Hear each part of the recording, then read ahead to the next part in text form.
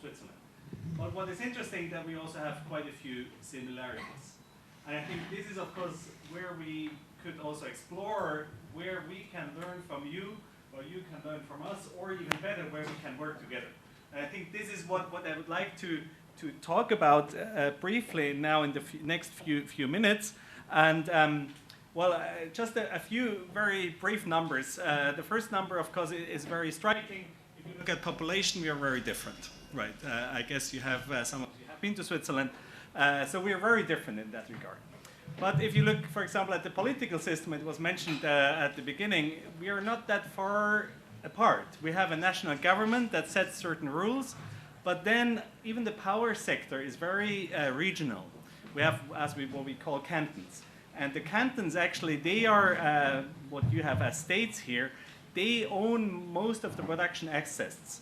They're also typically owning at least part of the distribution system.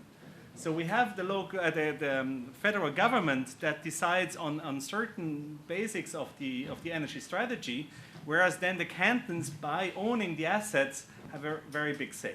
So we have this discussion going on, and just to give you a very small idea of what the challenges there are, we have for hydropower, there are tariffs to actually use local water in the power stations.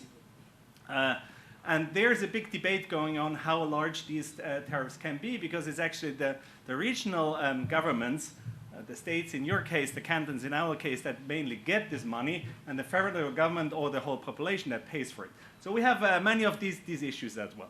I think that's very similar. If you look at the official languages, we have 4 in Switzerland. 3 are the main ones. You have 2, but of course we all know that there are many more languages in India. So we also have these barriers, of course, to overcome. I think that's also a similarity. And then when you go to energy, what I found, I mean, we have talked a lot about numbers, I don't want to go into the details, but if you think of Switzerland, many people in Switzerland think, well, the Swiss energy system is actually perfect because we only have nuclear and hydro. So it's almost CO2 free, and it's very reliable, and so it's all fine. But then if you go into the numbers, you actually see that if you look at energy, not just electricity, we import a lot of fossil fuels, mainly gas and oil. So oil for mobility, mainly gas for heating. So we are dependent on imports, and they are fossil. They're not coal. So that's then leading the way to India, where in India, of course, you import a lot of coal. And this import has been increasing in the last decades. So we are both dependent on imports, and they're both fossil. So we have to both try to, at least that's what the Swiss government tries to do, and I guess it's very similar here in India. We try to be less dependent on foreign imports, mainly fossil fuels, but we also, and then we have to do something within the country.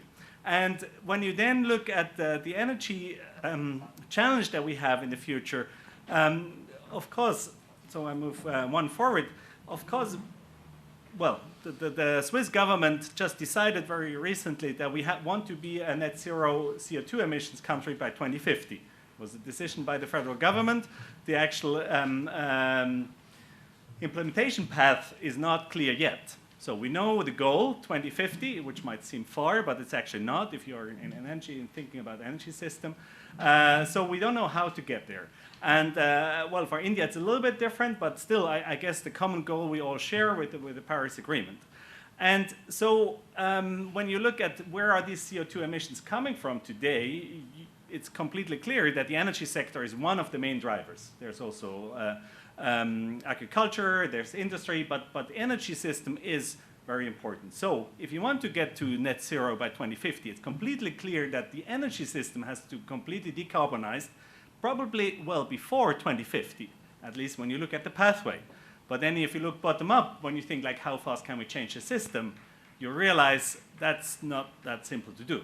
So we have this contradiction that we have kind of the goal by 2050, at least in Europe and Switzerland, but then when you look at technology and changing the system, it's only 30 years, so that's pretty tough.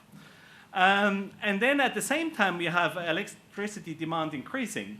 You have more AC here. We have more moving to electrification in the building sector. More and more buildings, especially the new ones, they are heated no longer by fossil fuels, but by heat pumps. So we're using more electricity. then we probably need to move to e-mobility. At least that's how it looks now. I mean, we will see in 20 years how it is, but at the moment, at least, it looks like. So, which is a good thing, because we will reduce CO2 emissions, it will increase efficiency, etc. But it means we need more electricity. So we have this, at the same time, increasing demand. And then, so we have this whole energy sector that needs to move to net zero. In Switzerland, we have an additional challenge that we want to exit nuclear power. That's also a political thing that is happening at the moment. So we even not only have to increase electricity production, we also have to supplement the system once we got rid of our nuclear power stations, which is about the same, well, actually earlier.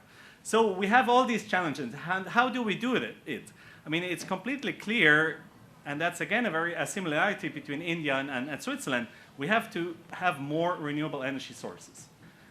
It's unclear how big it needs to be, and I know India has a very challenging goal that has been set there, but I think it's the same thing. And when you look at the potentials of the different sources, yes, of course, there's biomass. Yes, of course, there's maybe geothermal in Switzerland, but it's unclear.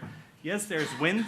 But in all this, we see, both from a practical point of view, as well as in our simulations that we are doing, that PV will play the main role. At least that's how it looks like.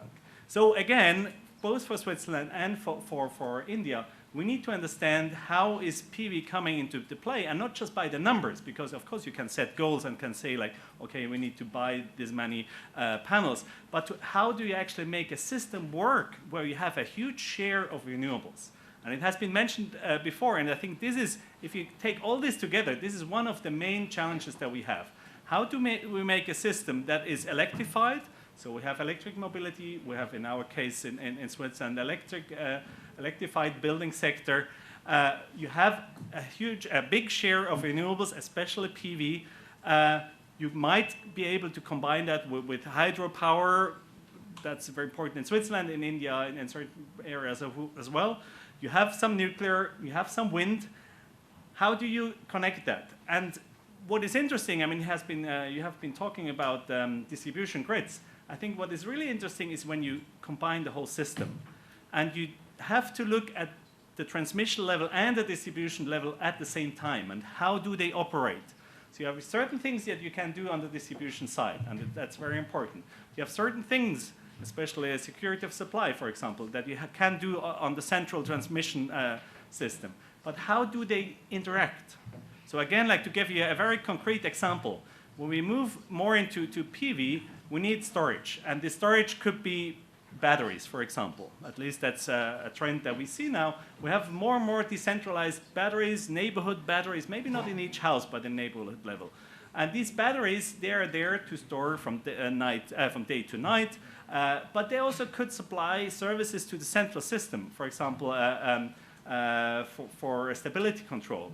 So how do you interact? How does the local battery know when it has to provide power to the central system or auxiliary services to the central system? And when does the distribution system operator know that he can allow that, or when he can't? And this is a thing that is also part of this smartness, because quite often we talk about smart grids, but when you only look at the distribution grid, which is fine, and if you have mini, microgrids, that's also how it does work. But in larger areas, you are connected to the grid, so we need to understand this. And if PV takes only a few percent, 5, 10, maybe to 20, 30%, it's fine. We can go as we did before. But as soon as we reach higher shares, if you go to at least in power and during certain times, when you go above 50%, it doesn't work like it did before. So there I see a huge challenge, and also I think we need solutions that are not here today. So that brings me to what we need today. I already mentioned most of it. We need the integration of renewables. We need to integrate e-mobility. We also need to look at multi-energy systems, especially in Switzerland. That's something that is being taught quite a lot. But we see that coming more and more also in the future, because one thing you also need to do, not only day-night storage, but also weekly storage, seasonal storage, and for example, hydrogen could play a role there. We don't know yet if it ever will be feasible also economically. Technically, it's feasible, yes.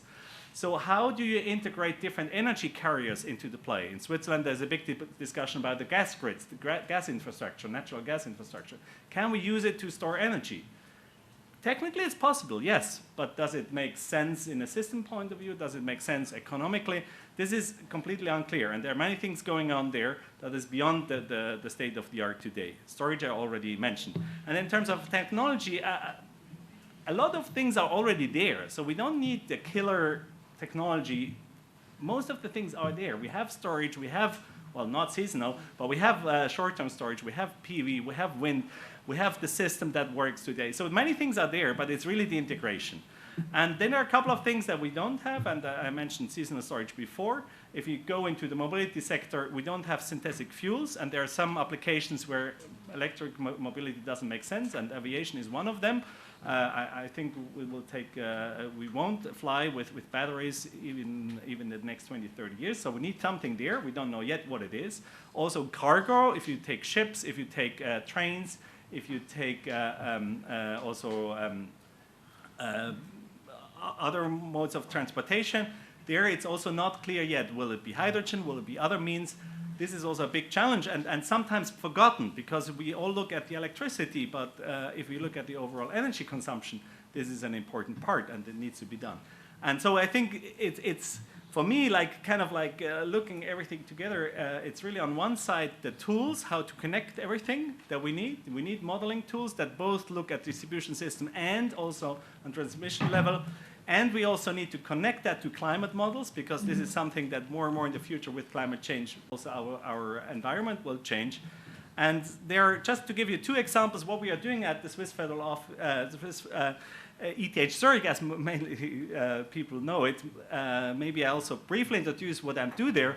I'm the executive director of the Energy Science Center at ETH Zurich.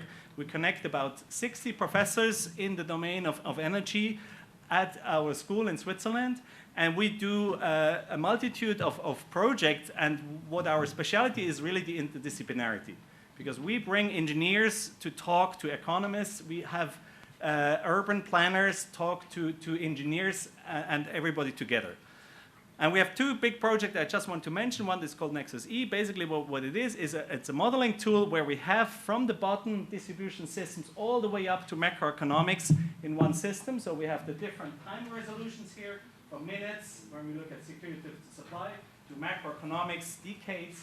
And at the same time, we have different levels of aggregation. We have the distribution systems, and then we have the overall system. So we are really integrating all these different models into one integrated energy system modeling platform.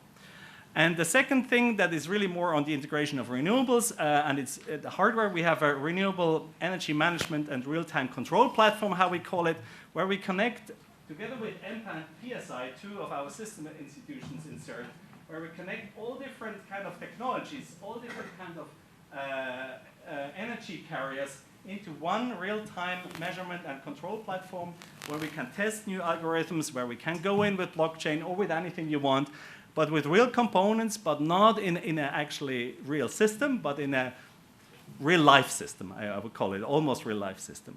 So these are just two examples of what we are doing. And yeah, just to repeat myself, I think technology is mainly there. We have some missing dots, especially in storage. We need strong collaborations, also across disciplines and across companies. And for this, we need also tools and demonstrators. Thank you.